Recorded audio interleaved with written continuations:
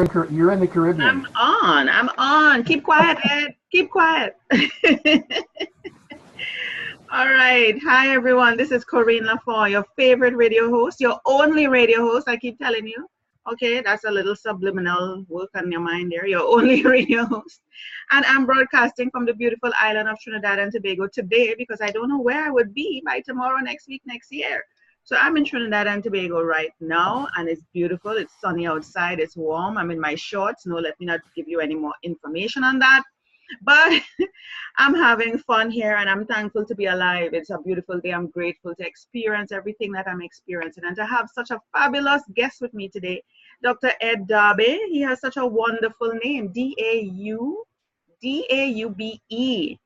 Dr. Ed Dobby. And I'm going to call him Ed because we are friends. You guys who are listening are not friends, so you'll call him Dr. Dobby. Okay. So I'm going to share a little bit about Dr. Dobby and then tell you what we're going to be talking about. Or should I do it the reverse? We're going to be talking about some emotions today. And what are we talking about? Mastering those emotions as tools. Now that's a little technical topic there. Mastering emotions as tools. And what are those two emotions we're going to be talking about? Love and anger.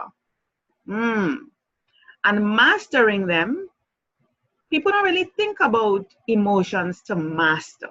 I mean, it's just something that involuntary, like it rolls around in you. You feel it. It's a feeling. That's right. It's a feeling.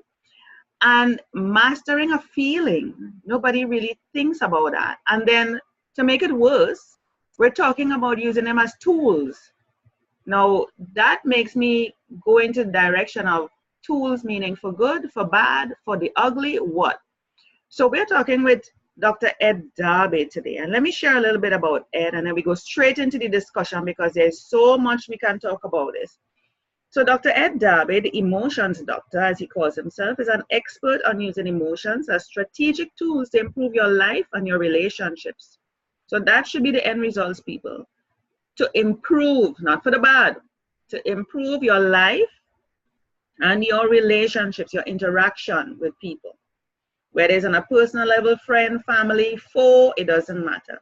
Dr. Dobby is the author of 2 books right now. He's coming out with a 3rd. He's the author of 2 books. I'm going to profile that during the show, both of which are Amazon bestsellers. Woohoo!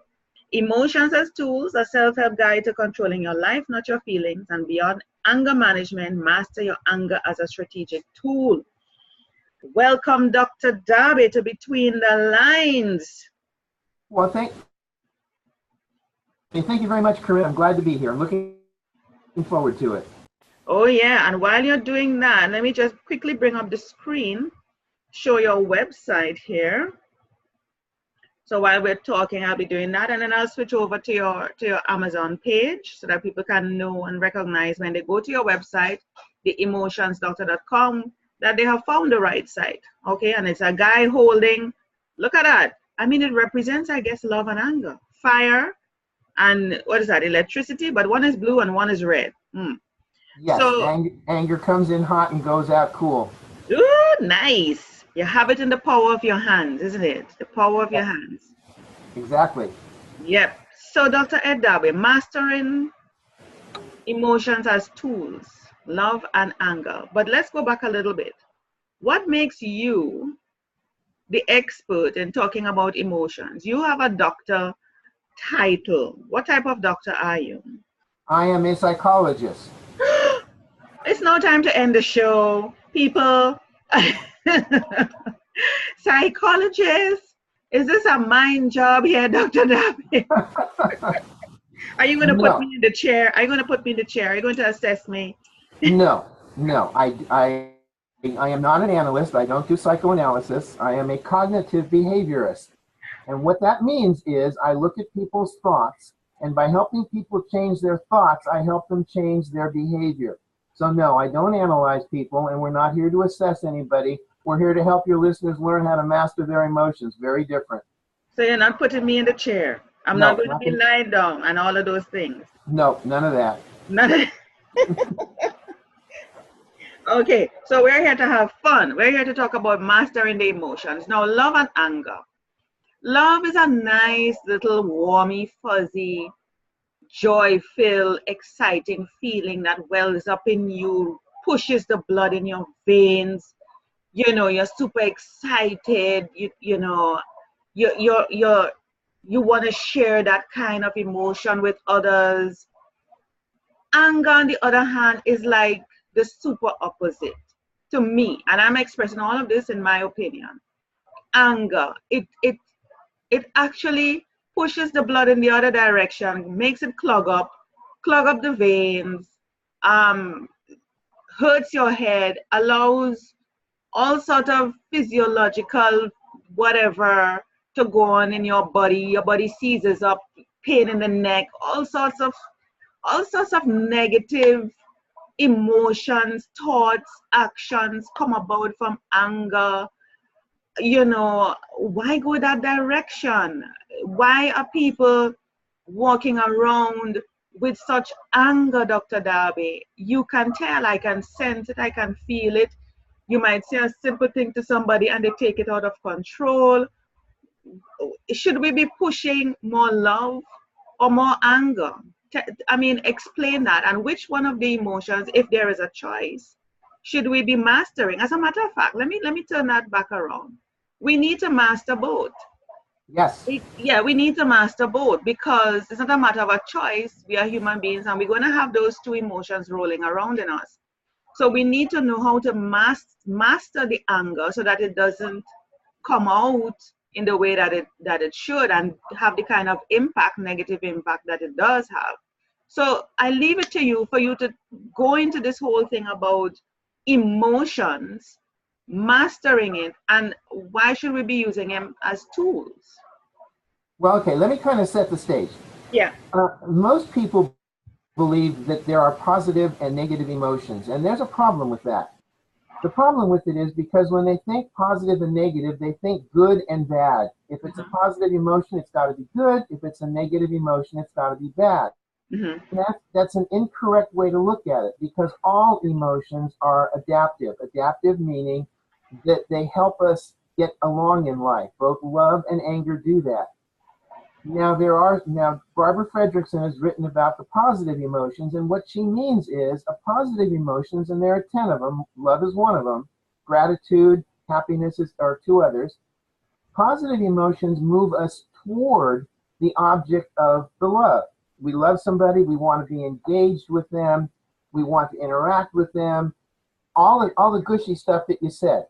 Now, a negative emotion is perceived as one that is something that we don't want, but we do. And here's why. The emotions of anger, and there are 6 primary emotions. They're mad, sad, glad, fear, disgust, and surprise. And these are emotions that we have as human beings, and we've had them forever. We've had them since we lived in caves. Now, most of those, the primary emotions, like anger, are primitive threat detectors. When you get angry, what it basically says is you have detected a threat. Mm-hmm. Again, let me put that into context, because all of us are constantly scanning our environment. We do that automatically.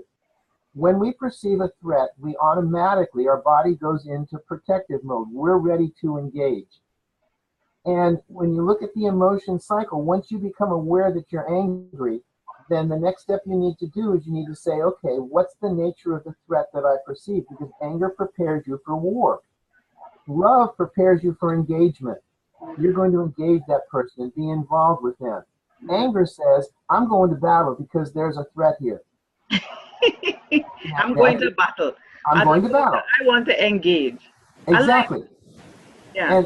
And the thing is, if you understand that, now you can use your anger as a tool. Now, what I mean by that is this. I don't know if you've mastered the remote control on your TV. I still have problems with it, so I call my kids and they come over and tell me how to fix it. Your remote control is a tool. Yeah. Your phone is a tool.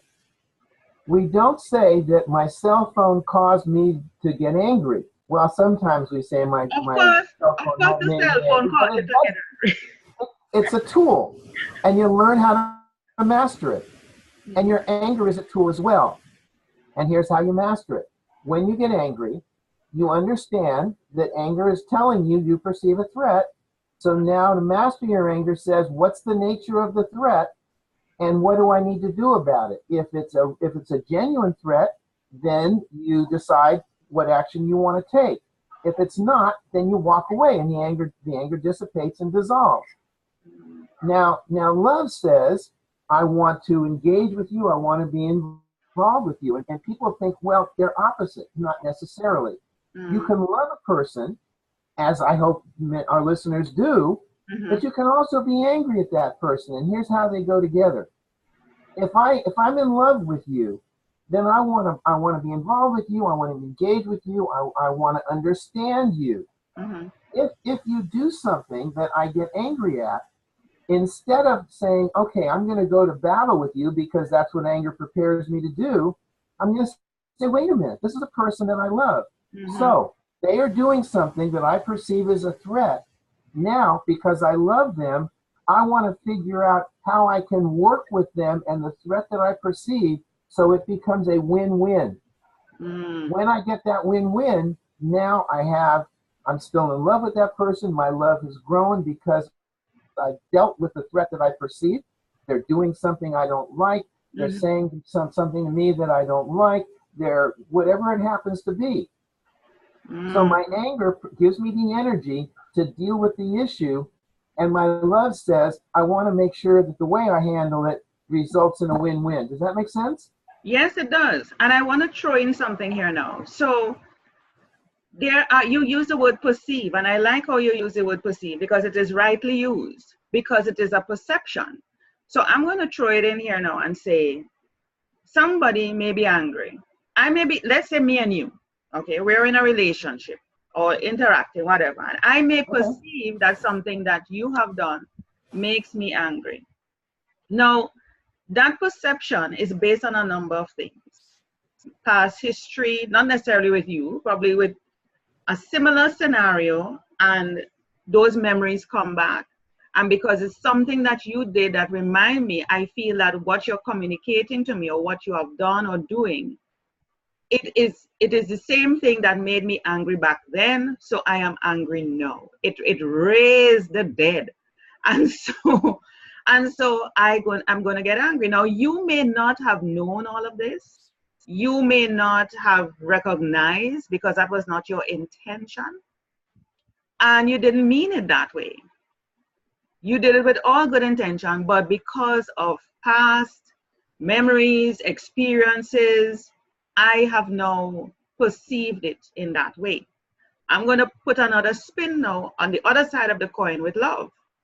There are people who may perceive that you're doing things. You may be doing something out of love, but really, it is a threat because we are in a relationship, and I would say to myself, but why would Ed say that or do that? He wouldn't do that to hurt me. And my rational mind is now going to try to make sense of it, talk to each other, the left and right shoulder discussion. And I'm going to be saying, no, man, Ed is not going to do me that. When really, you meant it as a threat. You meant to come at me or to say whatever to hurt me. But I am saying, but Ed and I are in love. We're together. We're sharing a life. We have children.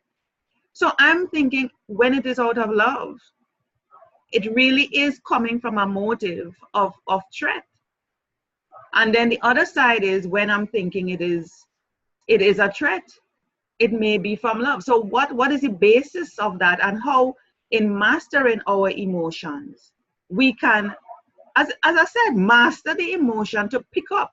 Because I think mastering the emotions is not a matter of us or me, in this instance with me and you, controlling or understanding me, but also the dynamics of the situation, the persons involved, the memories, the past experiences. It's a holistic thing.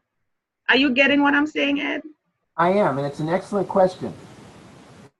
And there's a couple of things, Corinne. First of all, what I need to explain is that most people think what you said, that somebody else makes me angry.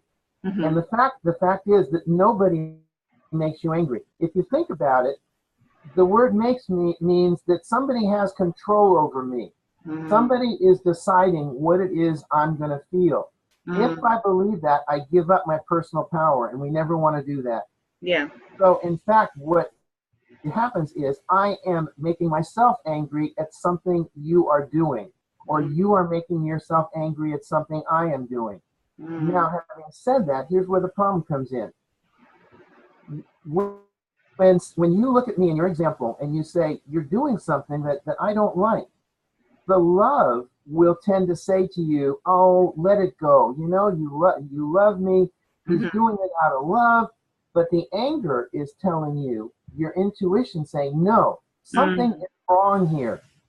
Now, what you need to do in that case is you need to validate your anger. You need to accept that your anger is real and it's legitimate. It doesn't mean that the threat is legitimate. They're two different things. When you master your anger in the context of love, you say, all right, I'm picking up something here that I don't like that's a threat. Now, you then need to pursue that. It doesn't mean you need to get angry back. It doesn't mean you need to go to war. But you need to say to me, you know, Ed, what you just said to me, I don't like that. That does not feel good to me. What is going on here? What is it that you meant when you did that? Okay, so the anger empowers you to find out what's going on, to get more information, and then decide what you want to do.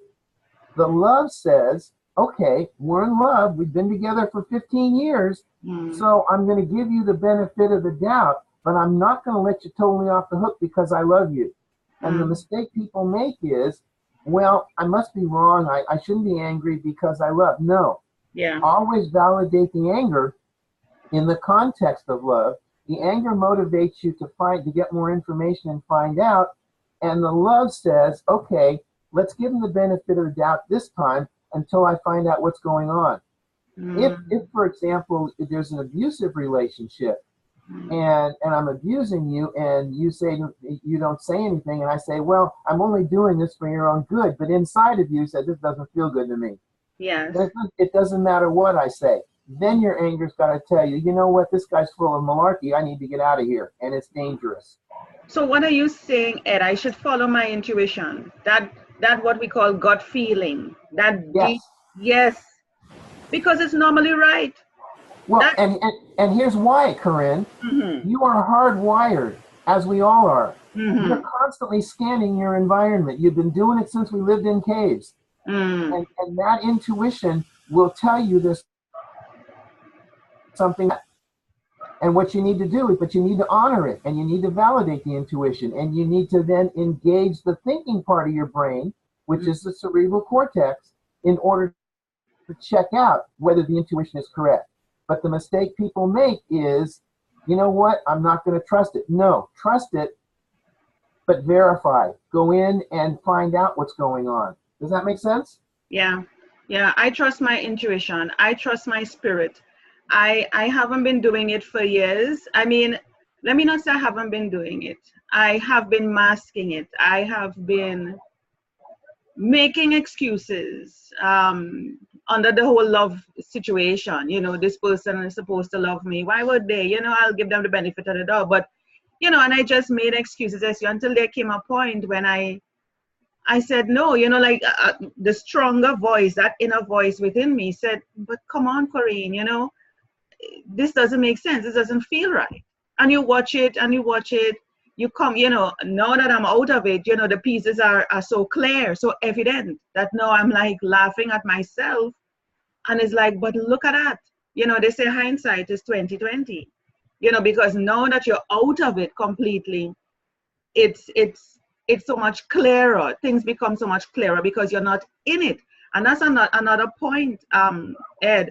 When you're in the situation, you're not able to see things clearly because you're in it. That even when somebody on the outside is telling you or wants to tell you, because you might have a best friend, whether male or female, this can happen to anyone, and they want to tell you, you know, I noticed so and so, or I really don't, but they're afraid to tell you because of how you may react, defensive, because of course I'm in love with Ed, you know.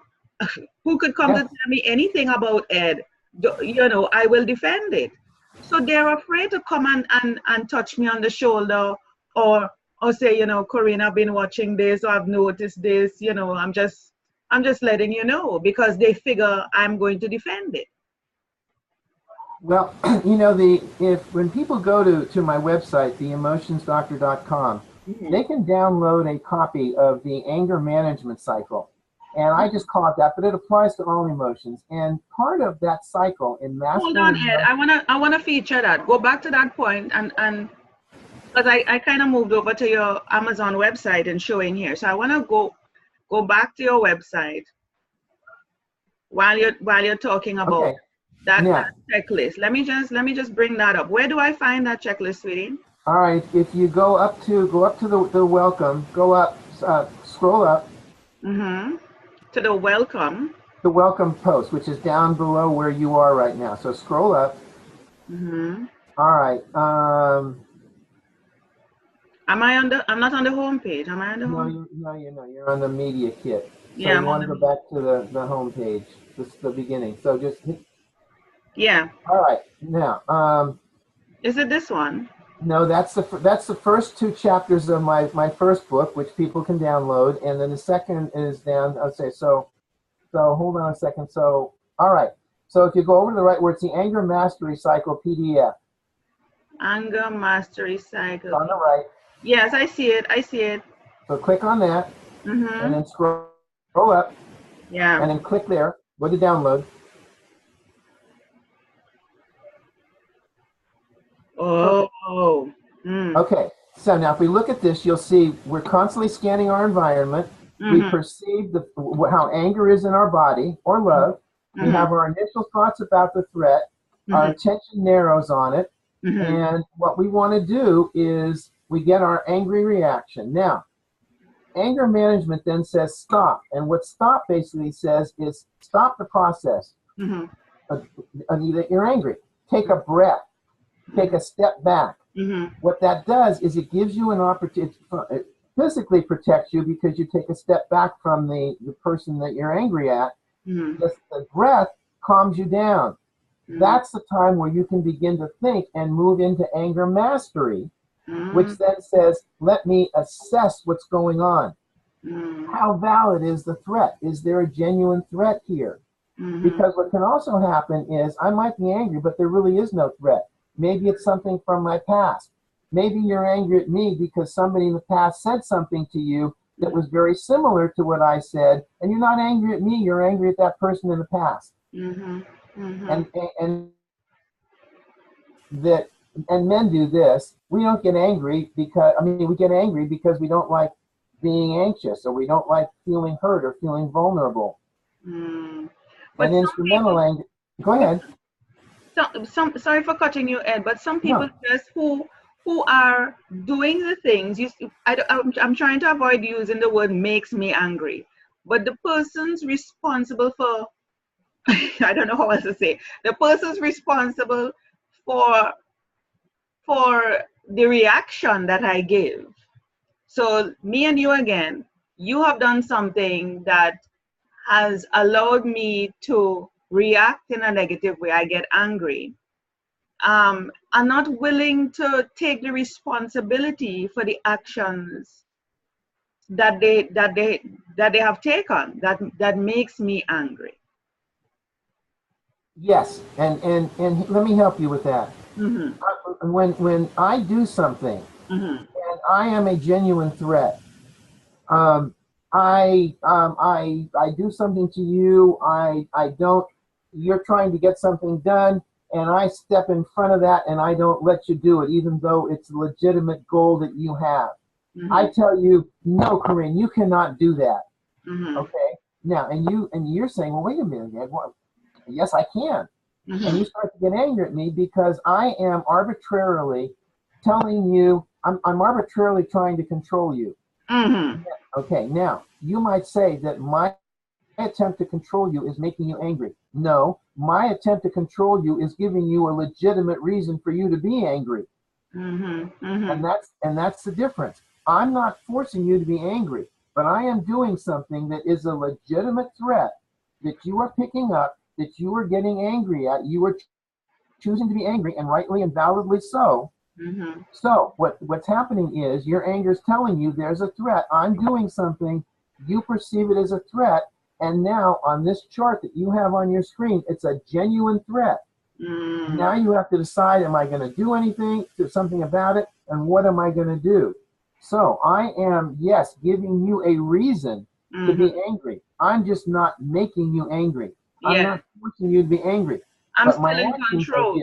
I'm yes, still in control of my emotions because I could yes, determine if I react to what you're doing or not react. No, no, or Corinne, go yeah, ahead. yeah. The thing about it is that I had so many things rolling around in my head. Oh my God, you're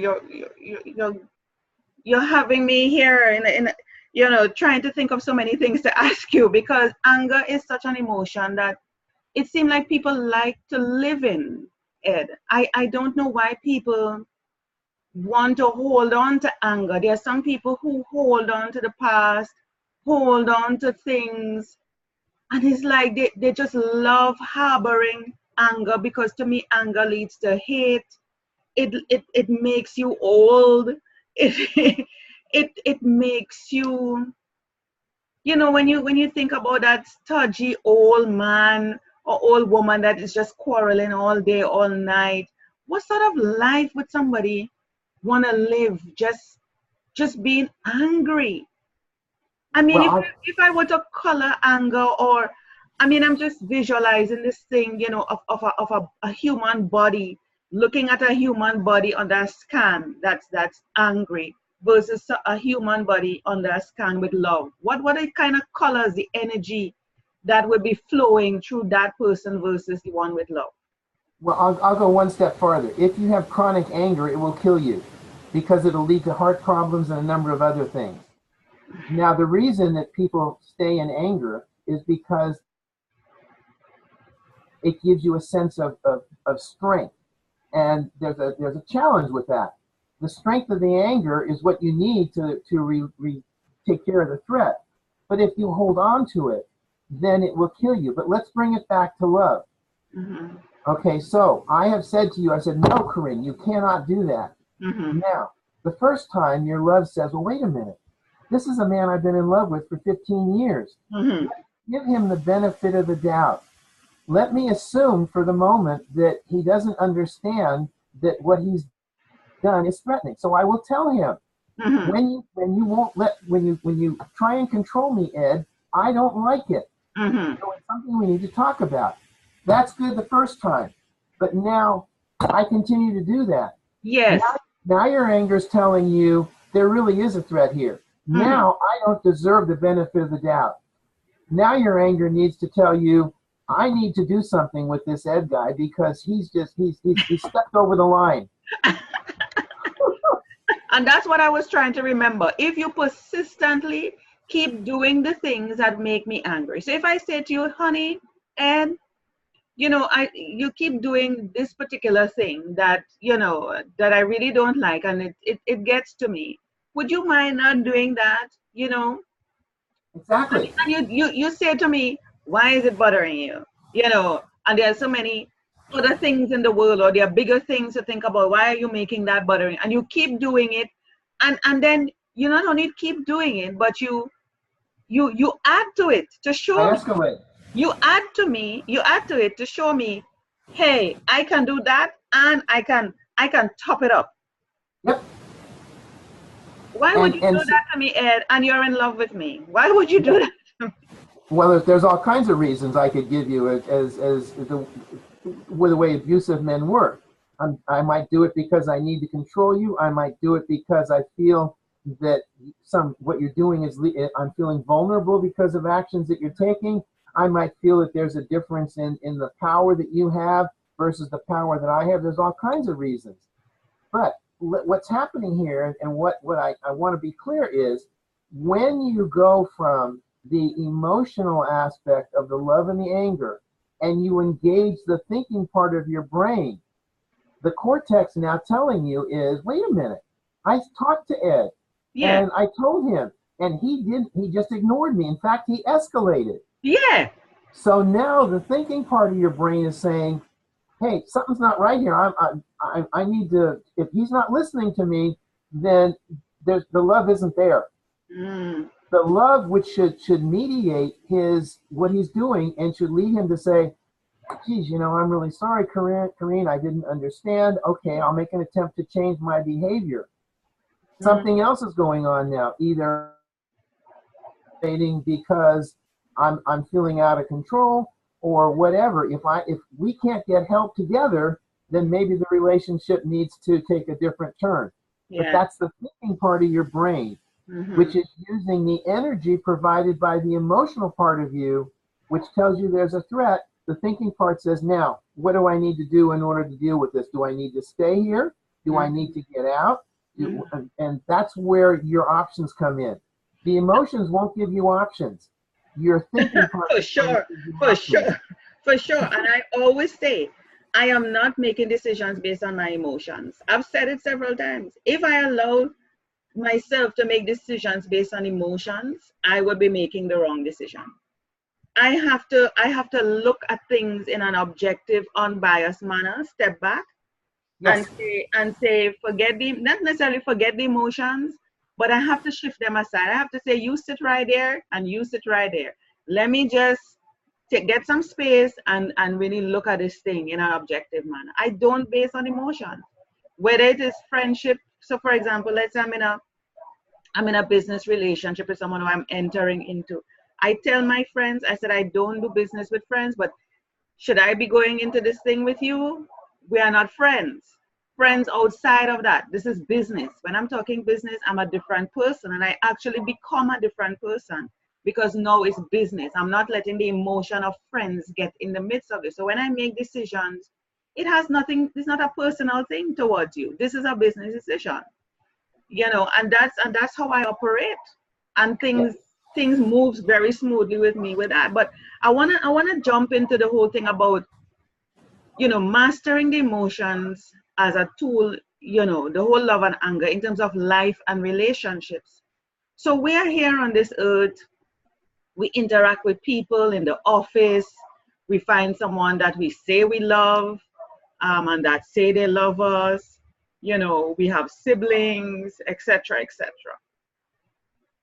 How it's like a constant navigation all day, every day with people of different personalities, different agendas.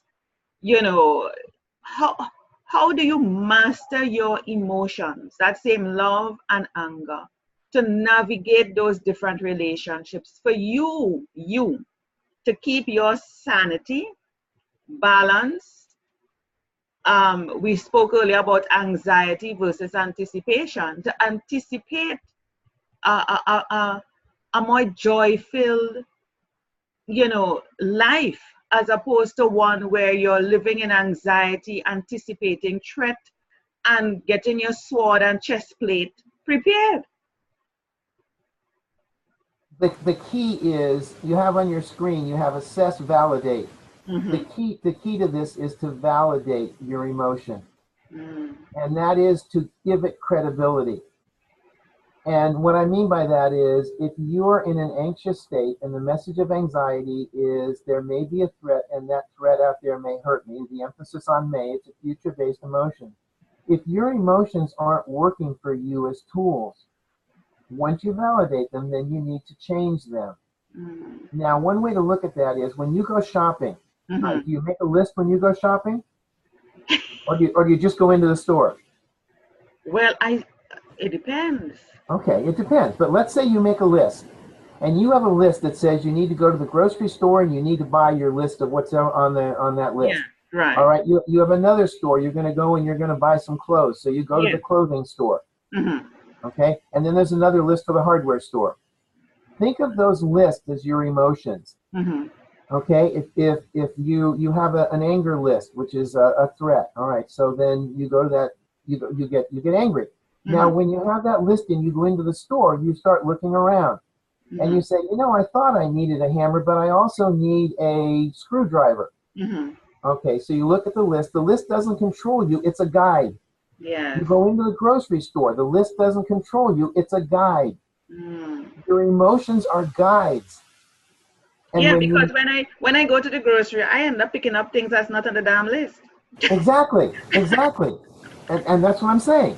Okay, so, or you go and you go into the store and you say, wow, you know, I didn't realize I actually do need milk. And Mm-hmm. you buy milk. You're Mm. mastering that list. Mm. So with your anger says there's a threat. And so you start looking for threat. Mm-hmm. And you say, well, you know, there really isn't. So now you're mastering the emotion, and the emotion's telling you, no, I see a threat, but there's no threat there. You're Mm. not giving into the anger. You're using it as a source of information. Yes. So Yeah. if you're getting hung up with anxiety or with anger and it's making your life miserable, Hmm. then that information that you're being given is not accurate. Mm. But you don't toss out the anger. You simply say, you know, I'm not reading what's going on here. My Mm-hmm. anger meter's telling me there's something going on, and the alarms are going off. Mm-hmm. Let me give you another quick example. You have a smoke detector in your house. Right.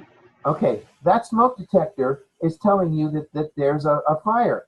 But suppose you just burnt the toast.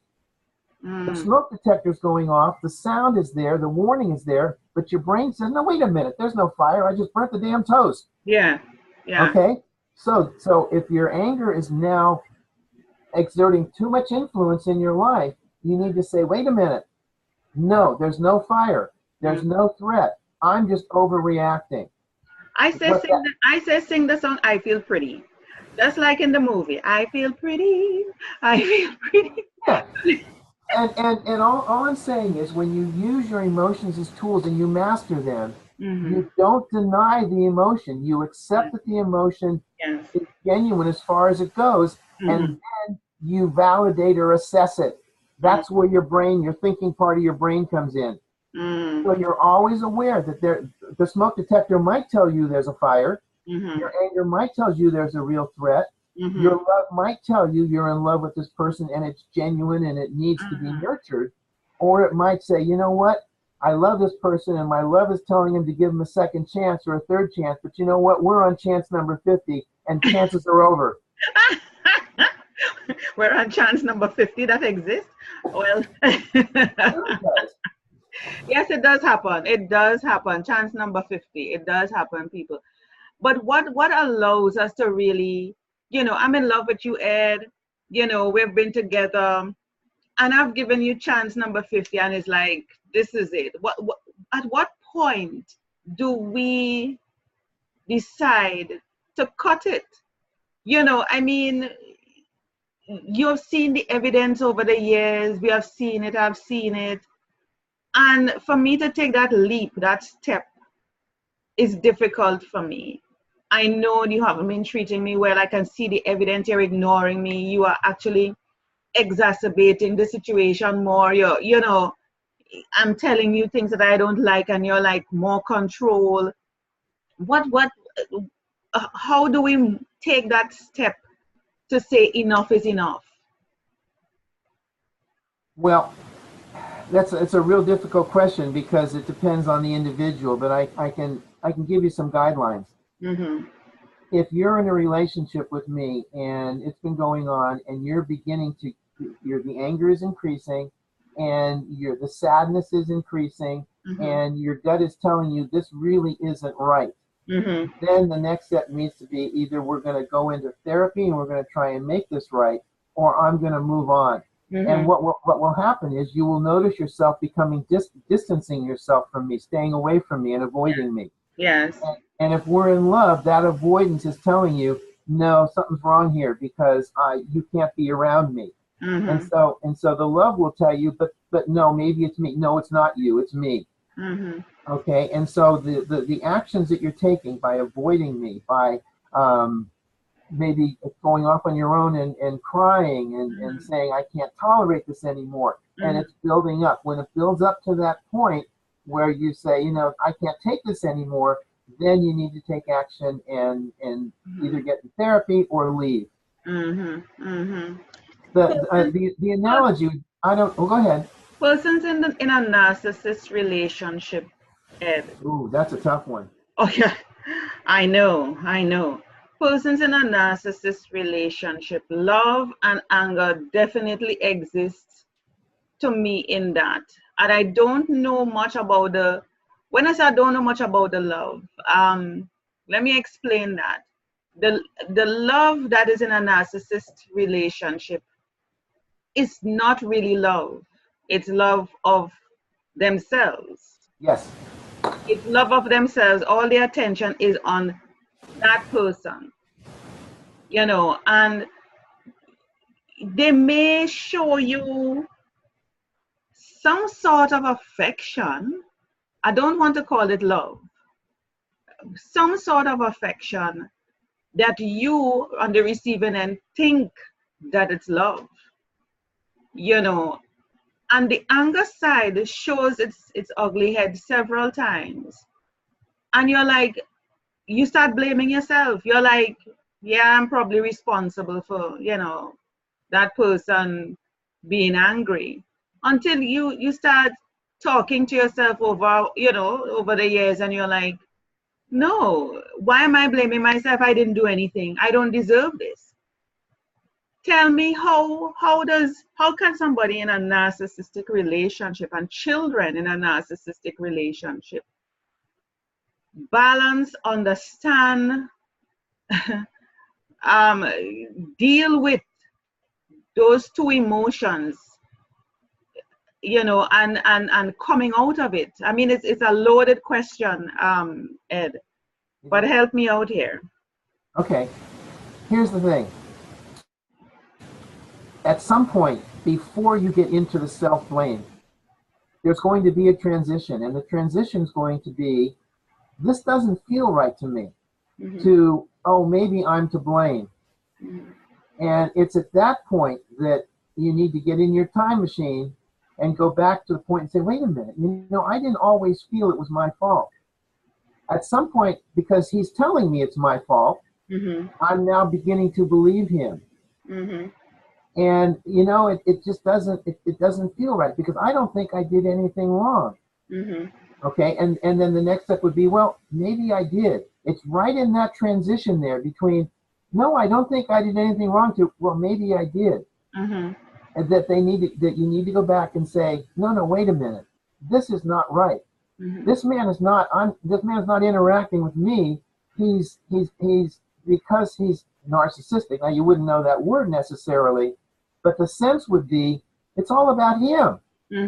I'm not included in this equation. And wait a minute, we've been married for 15 years, and I'm finally starting to see I'm not part of this. It's all about him. And if it's all about him, then we're not involved in a relationship. That's what narcissism is. Yeah. If I'm narcissistic, it's all about me. You're just an accessory. and when you begin to feel that, and you will at some point before you begin to deny it, and that, by the way, is where anger mastery comes in. You don't deny those feelings, regardless of what's going on. You always validate them and then assess. But what I'm saying is, if you have that feeling, then it's time to go outside of yourself and ask somebody, what do you see what's going on here? Because I'm blinded here. I'm too involved. I'm too subjective. No, I'm going to stop you there. I'm going to stop you there, Ed, because the narcissist gives the best impression.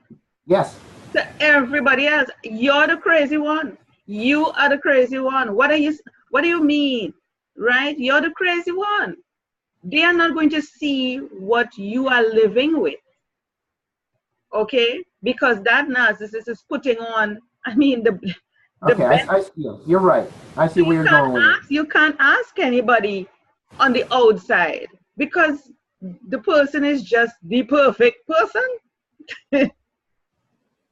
You can't. And then when you try to say, this is what I'm going through, they're like, what? No. Really? Probably. What did you do?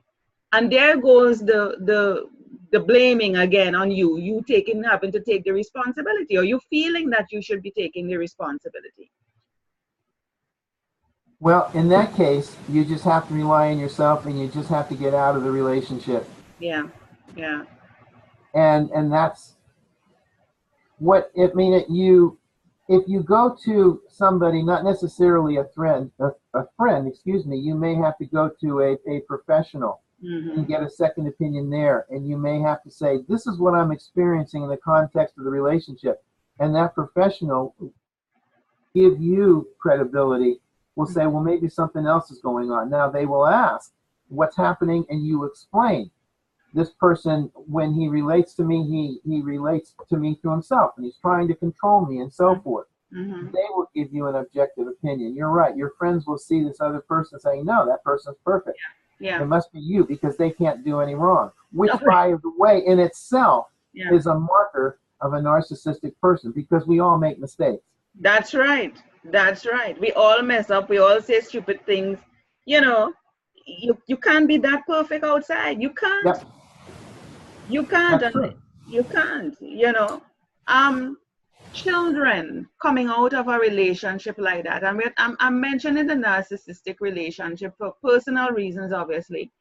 You know, children coming out of that, and it seems as if they may be angry, and angry because there's a split in the relationship. Now that the individual, let's call it the woman this time, says, you know, she's had enough and she leaves. And the children seem to be angry with her because obviously there's some sort of influence from on the narcissist side with the children to blame the mother for leaving. You know, Right. the mother, of course, is the blame for us not being together. The mother, the mother, the mother. Right. So there seems to be a sort of deep-seated anger in the children towards the mother, you know, and a breakdown in communication, disrespect at times. You know, you wonder what's happening. You don't want to have children, you know, who are supposed to be, I don't want to say good citizens, but people who are well adjusted, let's call it that, for want of a better term, you know, and they can relate to the opposite sex, you know, in relationships. What sort of role model do they have to help them to be a well-adjusted human being in society and in relationships, coming out of that type of environment where they're constantly in a state of anger, can't relate to people, you know, help me here. Well, with kids, whenever there's a divorce or a separation, the most important thing is for the kids to understand that it's not their fault. Because their tendency would be to say, oh, I must have done something. I was angry. I said something that led mom and dad to split up. So the most important thing with kids in a relationship that's ending is for them to understand this is all about mom and dad. This is not about you. Now, when you understand and master anger, you understand that anger says a perceived threat. Then you can validate your kid's anger, and you can say, I understand that you're angry about what's happening here. This does not seem good to you. This is not a comfortable situation. This is this is something that you wish hadn't happened. So then you validate your kid's anger.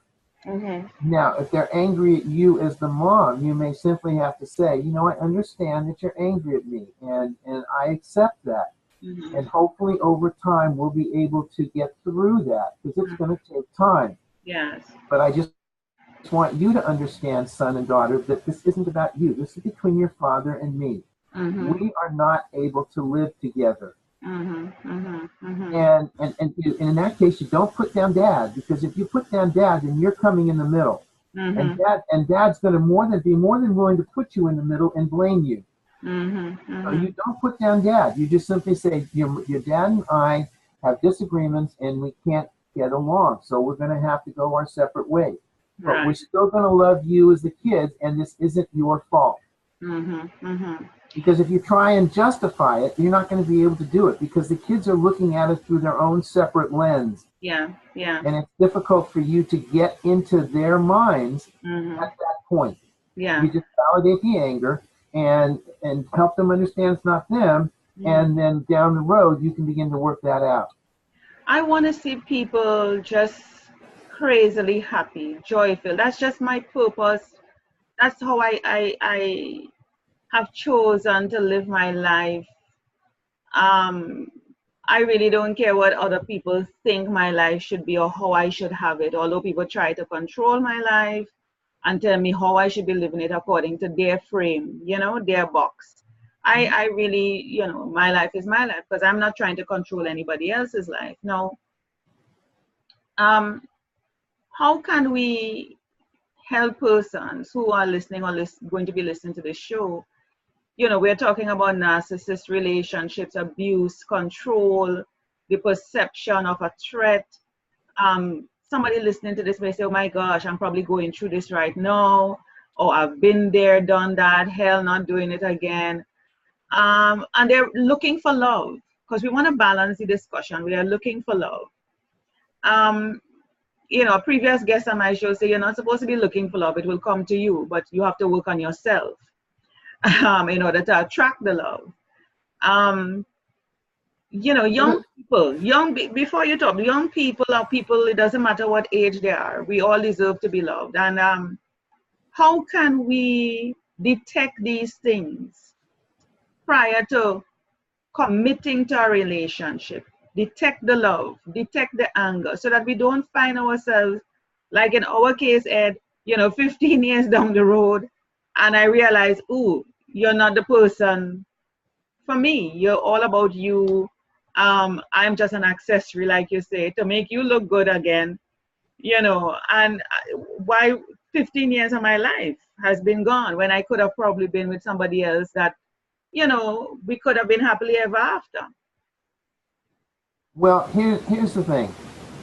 I wouldn't say necessarily looking for love as much as I would say be open to love. Mm-hmm.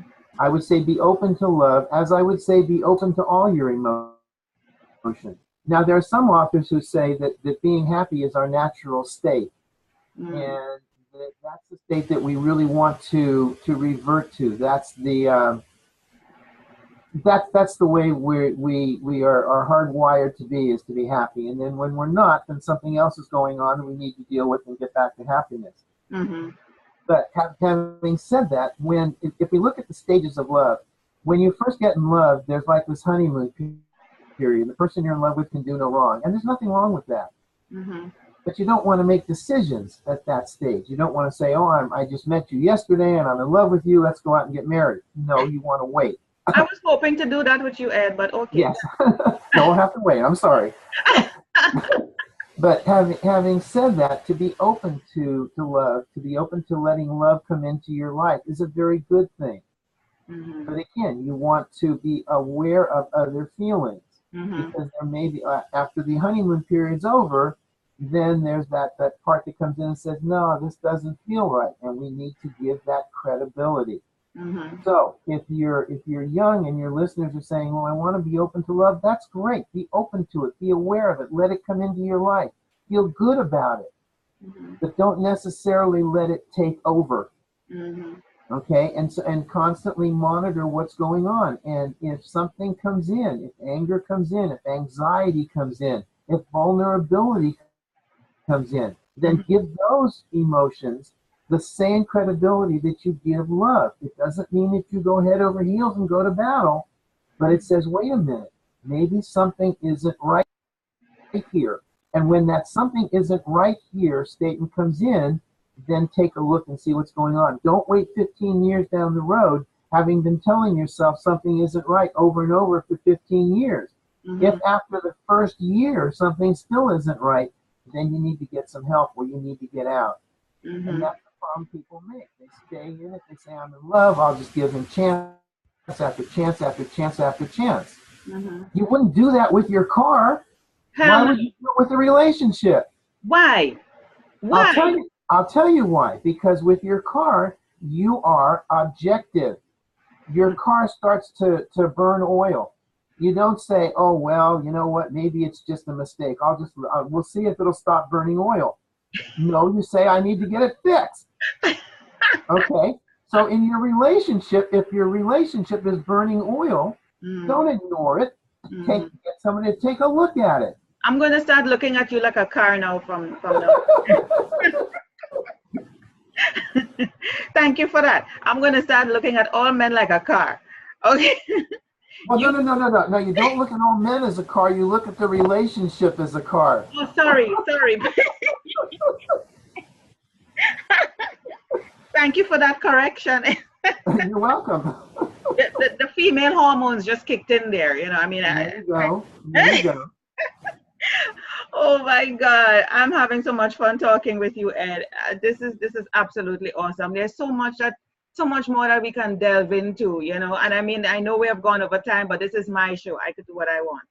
So, so I've profiled your book. I want to go back to, just as we're ending the show, let me see if I can do that. Well, we can always get together again if you want, by the way. Of course we can get together. We're supposed to be together for 15 years and more. There you go. There you go. Right.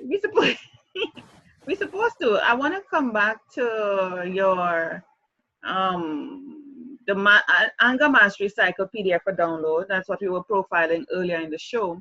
Right. But I want to get back to the free chapter, is it? Yeah. Okay, go. Yeah. There it is. Right. Now, So chapter 1, that's the chapter 1 is for the anger management, beyond anger management. That's the first 2 chapters of that book, right there. Mm-hmm. And then the Emotions as Tools is the first 2 chapters of my first book. Fantastic. And you say you're working on a third? Yes, that's going to be on relationships. It's called, it's the working title is The Relationship Prime Directive. Oh, nice. There is a basic rule for all relationships. And if you understand the basic rule of all relationships, you're better equipped to deal with the relationship. Okay, hurry up and write that book before we get together. Yes. Oh, and by the way, you want to scroll up because I want to show something else to you. There it is, on the right where it says Index to Blog Posts by title. Yes. Right there. Okay, if you click on that now, okay, click on the Emotions Doc Post. What this is all of my entries, and it tells you where to find it. So if you find something here that you like, let's say you want to look on fear and anxiety, right there, then you would go to April. It's not clickable, but once you get out of this, you go to my back to the website, and you go to the April 2016, and that will come up. Oh, nice. Scroll down. So I've listed all of my articles, so people don't have to scroll through the whole website.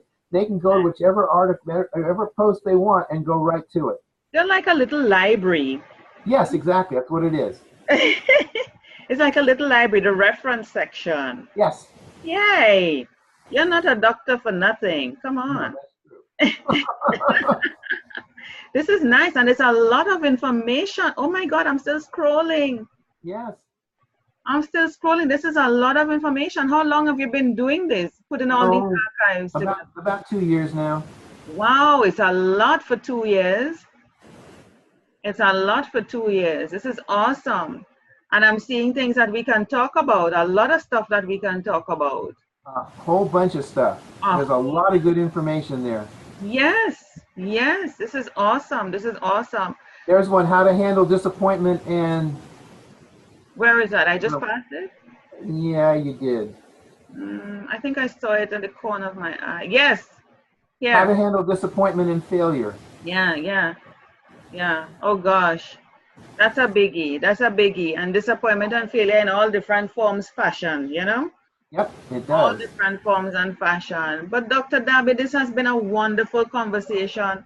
I've learned so much. I've shared so much. And I like to share my own personal experiences so that people don't think, I'm just this perfect person. I'm a host of a show, so everything is all hunky-dory, There are guns and roses going on, people. There are guns and roses. There are times I have to pull out the guns, and there are times I have the roses, and we just have to do what we have to do. It's like a survival of the fittest, kind of thing. And this is why it's important to master your emotions, because when you're in a leadership role, when you're in a role model role, when you're looked up, as somebody, because people look up to me, people say it to me all the time, and I'm like, what? Are you serious? You know, you realize how they look at you. You have to, not that you have to pretend to be somebody else, because I'm definitely not going to pretend to be anybody other than me. But you realize that people look to you, and I want people to realize that I'm a real person. I'm not I'm not going to act as somebody different. The person who you meet and here today is the same person you're going to meet and here on the road, in when I travel, on the speaking stage, in a restaurant, at Starbucks. It doesn't matter. It's the same person you're going to meet. You know, I don't change. I am me, and I want persons to be the same way, to be themselves, and to, you know, Dr. Dobby mentioned about the meter. So it's not just an anger meter or a love meter. You must have a me meter, you know. That's true. Right? Yeah. That's true. Yeah, a me meter. And just know that that meter is on the right path, and be confident within who you are. And don't let people sway you, move you. From the time you start feeling that, you know you're off the me meter. Yeah, you know you're off. You are built in with a guiding chip. I keep telling people that you are built in with a guiding chip, and you feel it, you know it. Yeah. Any And final? you need to validate it, Kareen. Yeah, yeah, yeah, yeah, yeah. Accept it and validate it. That's right. That's right. And talk to yourself. Nothing wrong with talking to yourself. People say you're talking to yourself, you're crazy. Nothing wrong with being crazy. I'm crazy. I do it all the time. That's right. That's right. Okay, talk and answer back. Nothing wrong with that. That's Talk, true. talk and answer back. They say nothing wrong with talking to yourself, but when you answer back, I say, but that's the best part. When you answer back yourself. Yeah, And I would go one step farther. I would say sometimes you want to write down what it is that you're thinking so that you can go back to it and check on it. that's right. That's a major point there, Dr. Darby. You want to write, because you will forget. You Yep. will forget, and you need to go back, and just like how you have these archives, you want to go back and say, wait a minute. And it also shows how you have grown, where you came from, and how you have grown. Yeah, or if you're still in the Can I same. add something here real quick? Yeah. Okay, one of the things that I tell my students, because I teach in a local college here, Mm-hmm. and is this. It's a technique. If you're trying to solve a problem, Mm-hmm. what you can do is you can say, okay, if somebody came to me with that problem, what would I do? Yeah. And you write down your answer to that problem. Mm-hmm. You're giving advice to somebody else. Then put that away on what you wrote and come back to it the next day and read it and then follow your own advice. And what the reason for this is we often cannot give ourselves advice because we know ourselves too well, but we're Yeah. very good at giving other people advice. All the time. All the time. So you write down the advice you would give to another person for the problem that you're trying to solve, Mm-hmm. put it away and come back and then take your own advice. It's a very powerful technique. It is. It is. We you know, and I hear it in myself when I'm like, but Corinne, what would you do? Would you have tolerated this if it was somebody else? Would you have told a friend to tolerate that? Hell no. So you Yep. need, right? So you need to do it. I tell you, I Absolutely. talk to myself. I talk to myself and answer. I do that. I do that. I do too. Yay! So we need to have those type of conversations. That's true. Dr. Darby, it's been a pleasure having you on Between the Lines. I've had a good time. I've learned a lot. You know, you've shared, you know, some serious, I call it, I don't even want to call it nuggets. I keep telling people on my show, it's not nuggets, it's boulders. These things are here to knock you over. You know, golden boulders that either throw you down or, you know, you can take control of it. I mean, it's awesome, the things you have shared. You know, and it's coming from someone who's an expert. You're trained, you're certified, you know, you're a psychologist, you know, cognitive behavioral psychologist, and it's coming from a good source, somebody who knows what he's doing. Yeah. I've lived it. I've lived it. Yes, and you have lived it too. Yeah, you have lived it too. And that's the best expert teacher, when you have actually gone through it. Yeah. Absolutely. No, it's been fun. I've had a good time. Thank you for having me on your show. Not a problem at all. And I featured your books, so I want persons to be able to get access to your books, and they're not pricey. Come on, and forget the pricey.